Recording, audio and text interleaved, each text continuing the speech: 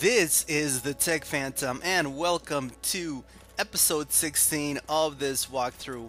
And we are nearing the end, guys. After 15 episodes, we are finally going to be able to finish this walkthrough.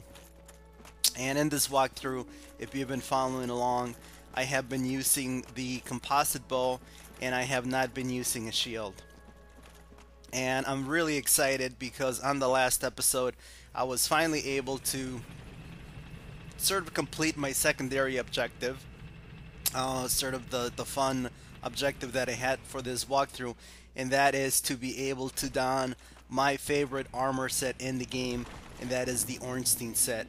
Obviously this is not cosplay because I'm using the composite bow as opposed to Ornstein's crappy spear.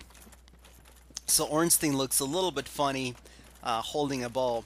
And also, one of the things that I just noticed is there's not a lot of difference between the male and the female models for Ornstein. And you could see that I have a female character, but she doesn't... it looks like her hip swaying has come down a little bit, and it looks like there's really no difference between the male and the female model. So I guess that's a little bit nitpicky on my part, but I wish they would have made the female model for the Ornstein armor, I guess, more female. They would have differentiated it a little bit between female and male characters. Anyway, enough rambling about that. You just saw me pick up the witch's outfit. And that outfit is actually a very good set. It's actually my favorite light armor in the game. It's, I think, the strongest light armor in the game. There is another a little bit stronger from a defense standpoint light armor set. But as far as overall resistances and physical defense, the Witches set is my favorite set. I think it looks really cool, and also it's a very good defensive set with resistances all the way around. Alright, but enough about that. Let's talk about what's going to happen in this episode. So we only have a couple of bosses left. We have Lord Nito left. So that's the first thing that we're going to do in this video. And then after we defeat Lord Nito, we will have the ability to unlock the path forward and to take on Gwyn. And I've decided that it would be a good idea to make sure that I'm in human form to take on Gwyn. I think that the Gwyn boss fight is actually the most difficult and the most challenging boss fight of this walkthrough. I actually think that it's more difficult to take on Gwyn than to take on Manus. And that is because a shield really helps with Gwyn, because he is just so aggressive. And obviously with the shield you can also parry him if you're using a melee weapon. Obviously I don't, even if I was able to, even if I decided to equip a shield, obviously I couldn't do a parry with the composite bow. I've actually tried to do that, and you guys let me know in the comments if you've tried it. But one of the things you can do is you can try to parry, and then you can try to very quickly switch to the composite bow and see if you can hit the enemy with an arrow. And I've tried it a couple of times. It's difficult to do, and I wasn't able to do it very successfully, if at all. So not a viable strategy, although I did try that, you know, while I was playing around on test characters. Alright, so we are making our way down to Lord Nito, and this is a nightmare of an area if you don't have a shield and if you don't have strong armor. And that's because the enemies do a ton of damage. All of the enemies are essentially giant skeletons or dark knights. Sorry, black knights, and they have a lot of hit points, and they have oversized weapons, and they just do a lot of damage.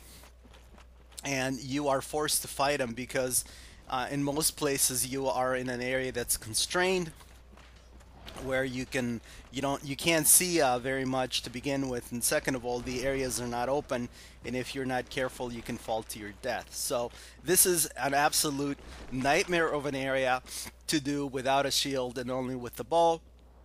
The bow, even though I've maxed it out, really doesn't have enough firepower to take on the enemies quickly. It would take too long for me to try to fight these enemies, so I'm going to skip them all.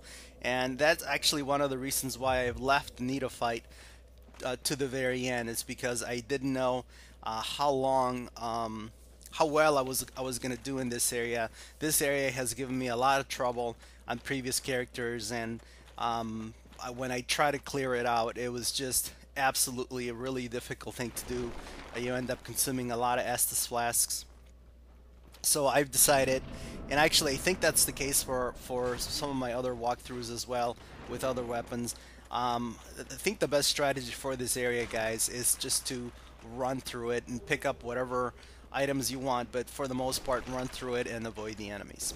Alright, there is sort of a useful item here, and that is the gold covetous silver, serpent ring, and that item will actually give you more gold. The enemies will drop more gold when you have that ring equipped. So we're gonna pick that up, and when you are in this location here, you will actually be able to trip an invasion. Now, I forgot that I needed to be in human form, so I'm gonna have to very quickly warp back to the bonfire, but I thought it would be you know, just to have a complete walkthrough. I thought that I would trigger the invasion, since I've triggered every other invasion in the game, so why stop here? So just very quickly, I'm gonna warp to the bonfire, get some humanity in me, and then warp back.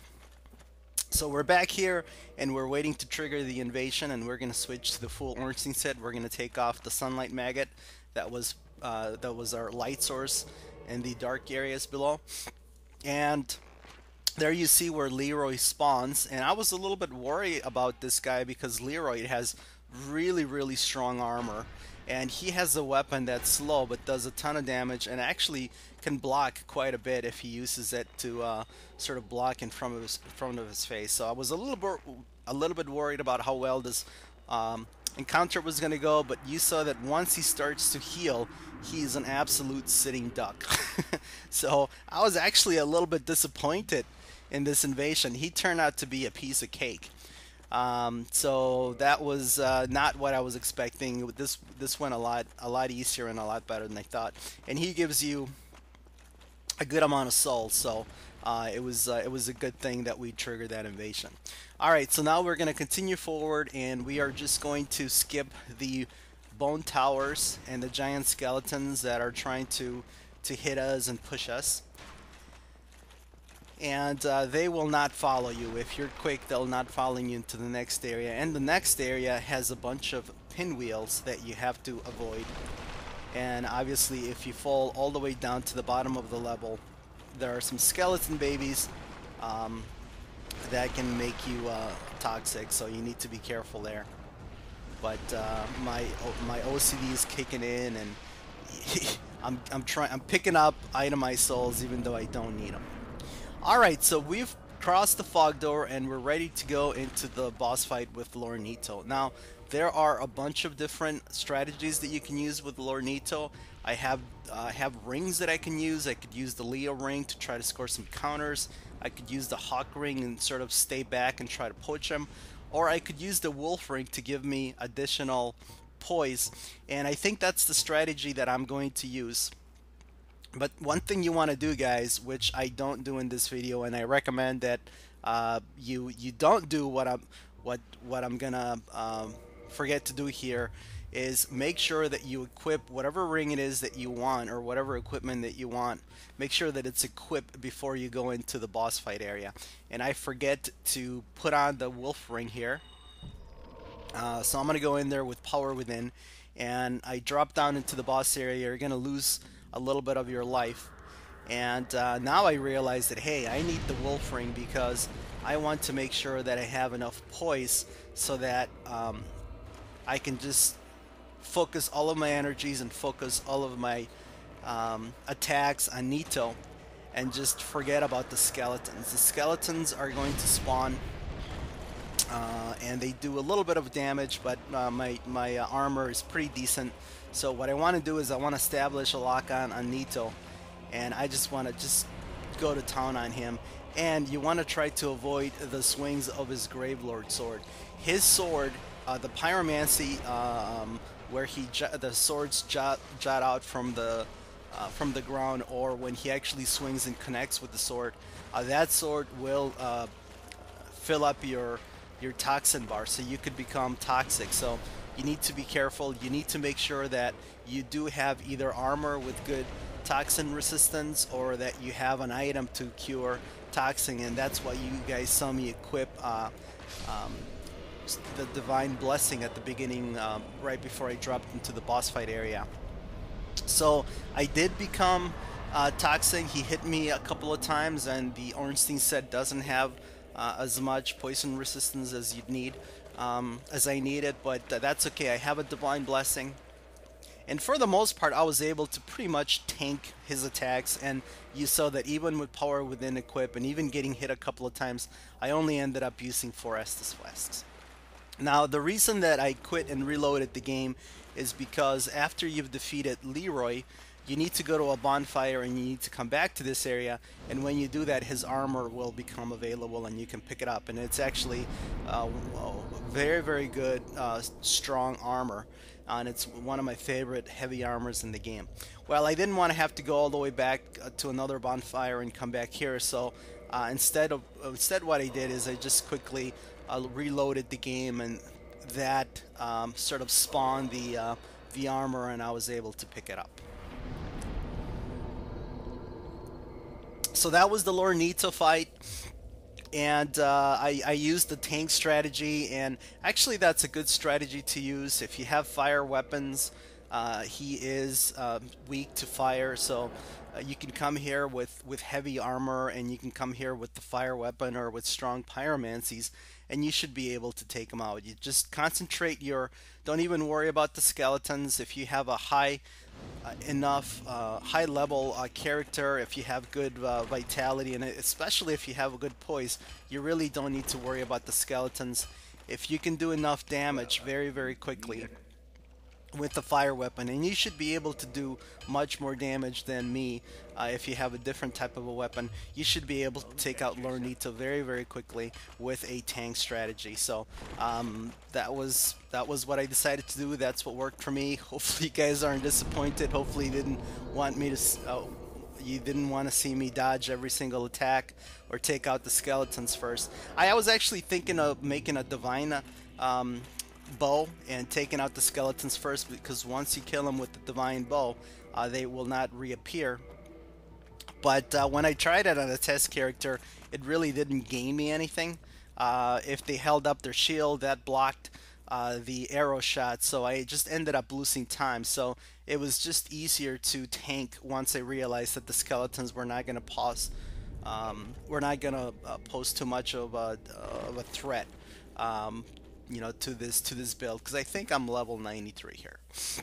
All right, so I'm running behind on the commentary, so sorry about that, guys. So we went back to Firelink Shrine, and we dropped down the hole where Frampt appears, and we've come to the Firelink altar, and we are going to offer up souls to the Lord Vessel. And when you offer up the 4 great souls, the soul of Nito, Seath, the 4 kings, and the Bed of Chaos, the Lord Vessel will become satiated, and it will open up the path forward to Lord Gwyn, the Lord of Cinders. So this is the last boss of the game, and like I was saying earlier, I happen to think that this is the most difficult boss fight in the game with the bow.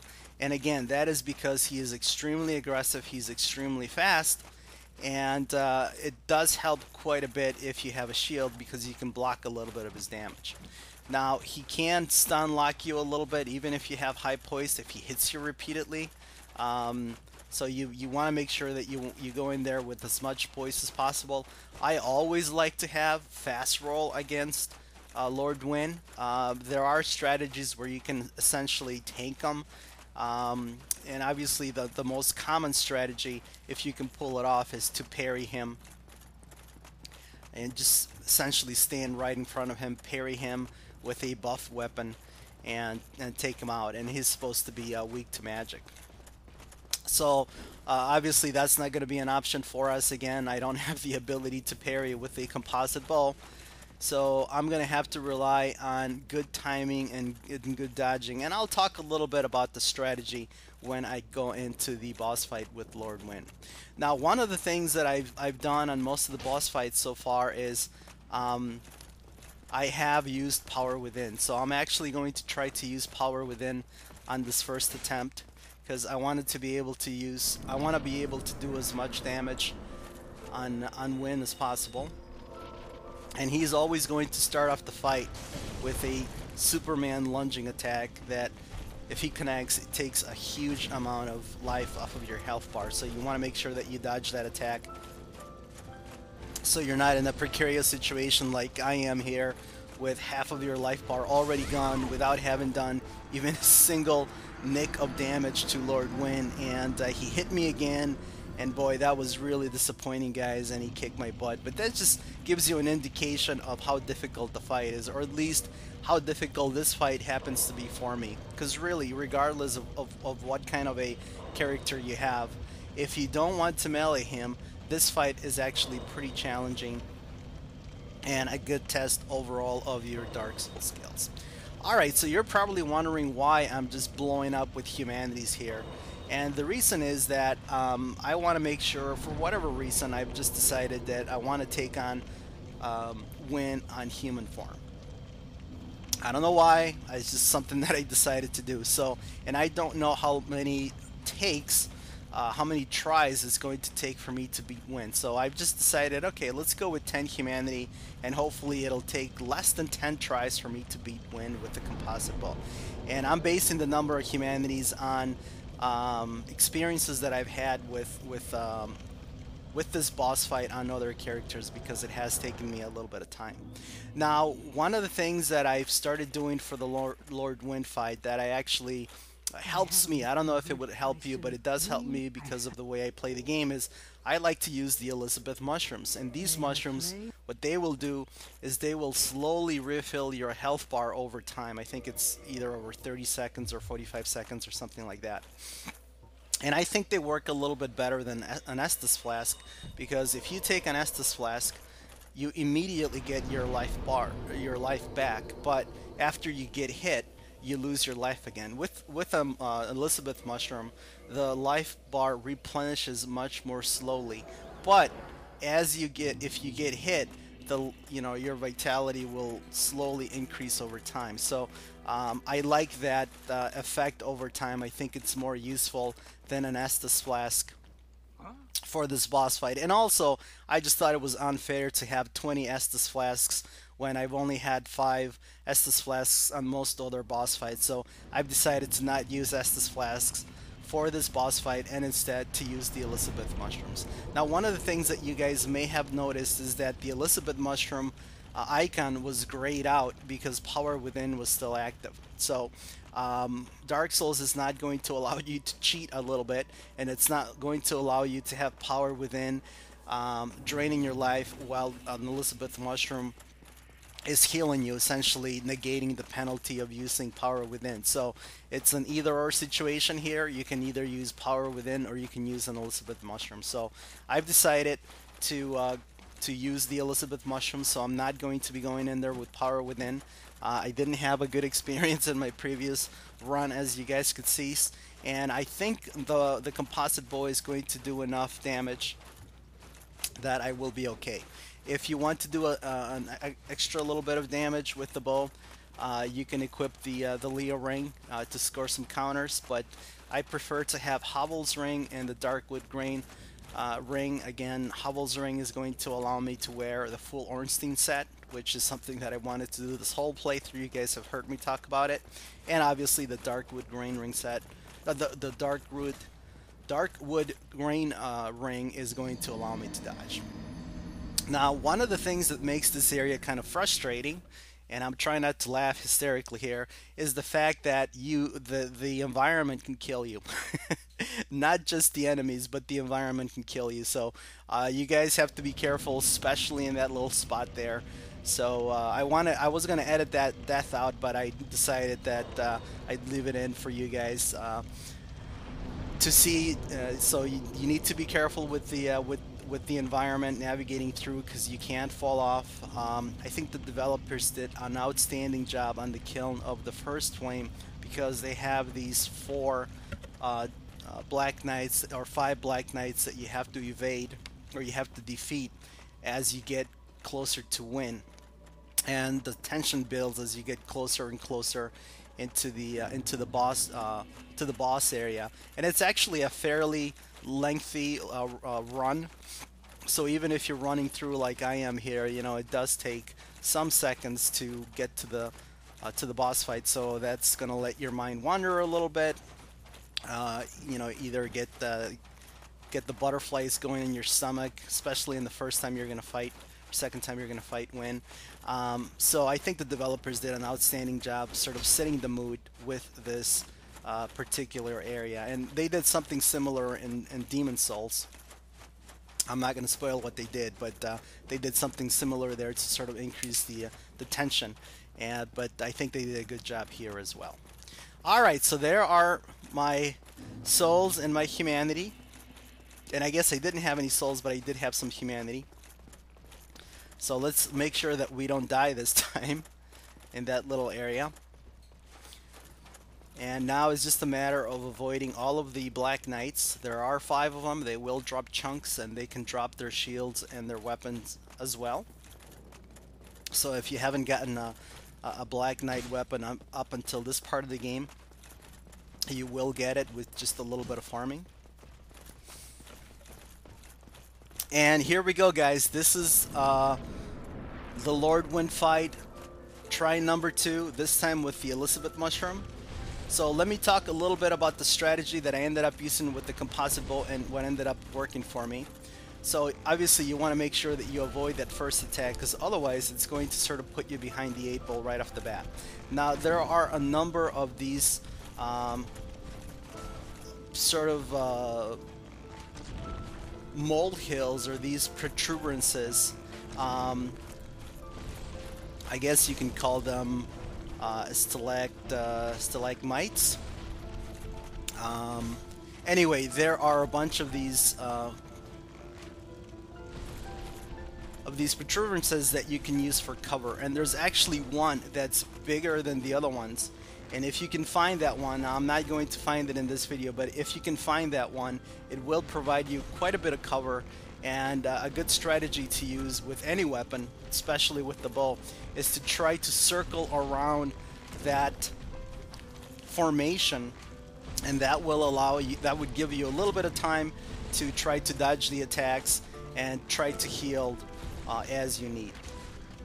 And I'm using the same strategy that I've used before, guys, which is to stay sort of mid-distance from Gwyn, and when I can to take a hit, and try to stay away from his from the range of his sword. And when he does his lunging attack, you want to roll back. So I'm rolling back, making sure that I have enough time and distance for me to take a pot shot at him, and then quickly trying to dodge away. Now I got hit once, so I'm gonna go ahead and pop an Elizabeth Mushroom. And you notice that I got hit again, but that was the advantage of the Elizabeth Mushroom. I got hit twice, but my life bar was you know, refilling. So the mushroom sort of served its purpose. So that's why I like to use the Elizabeth Mushroom in this boss fight. And actually, that went pretty well. So I was very happy with the way that Lord Gwyn fight went.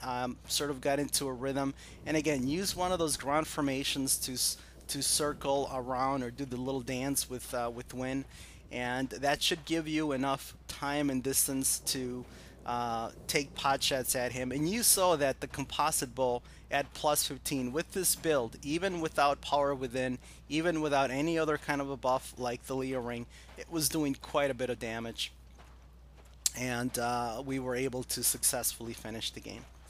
All right, guys. Well, I'm going to let the credits roll.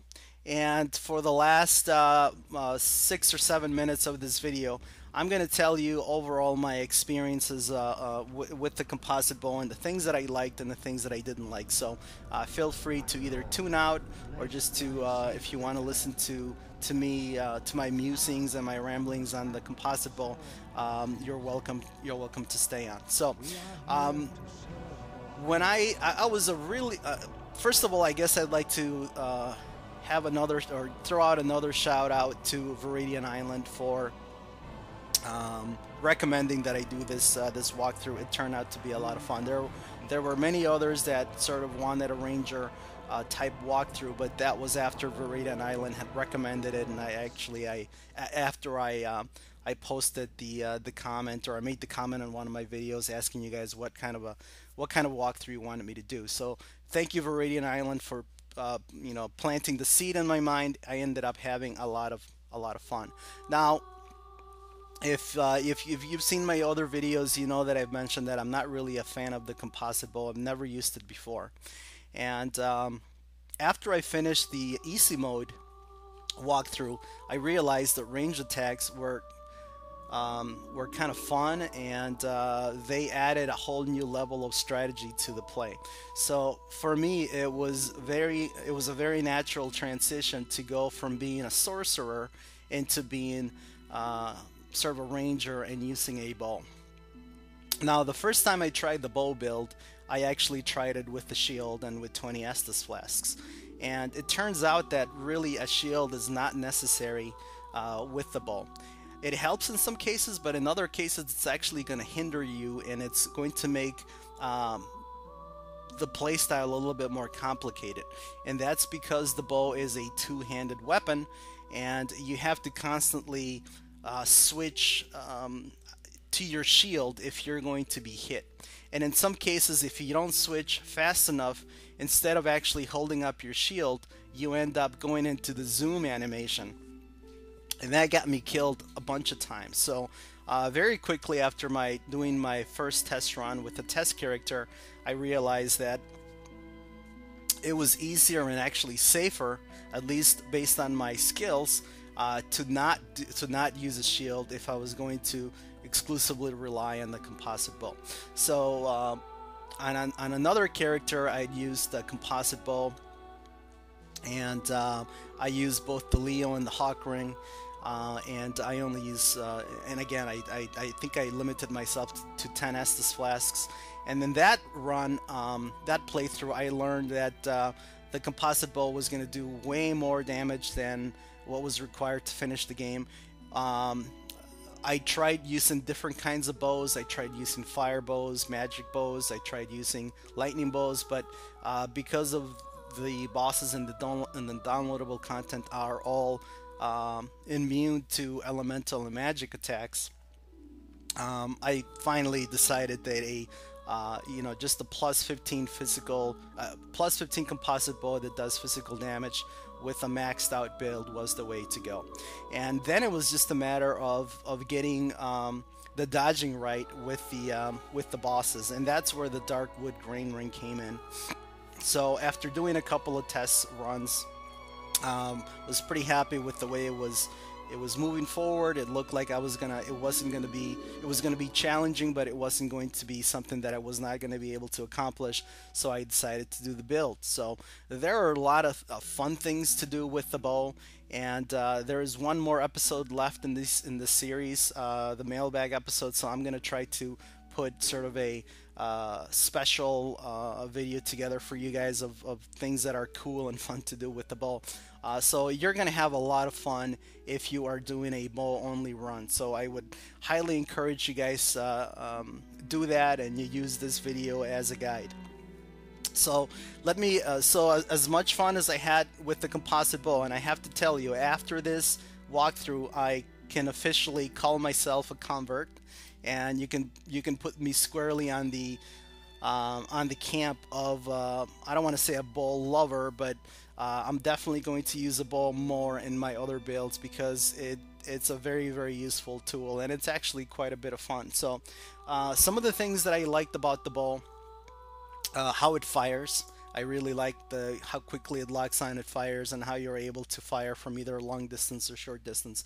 The other thing that made this playthrough very viable, and probably the most important thing about the mechanics of the bow, is the fact that when you are getting ready to shoot an enemy, but if you hit the dodge button, it will immediately kick you out of that bow animation, and it will allow you to dodge. So I thought that was the thing that probably made the walkthrough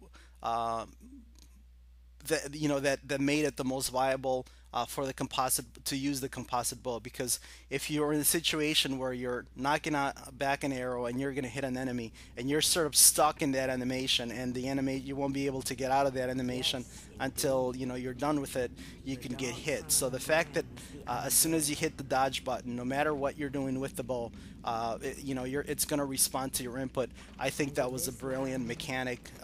That was a brilliant choice on the mechanics by FromSoft.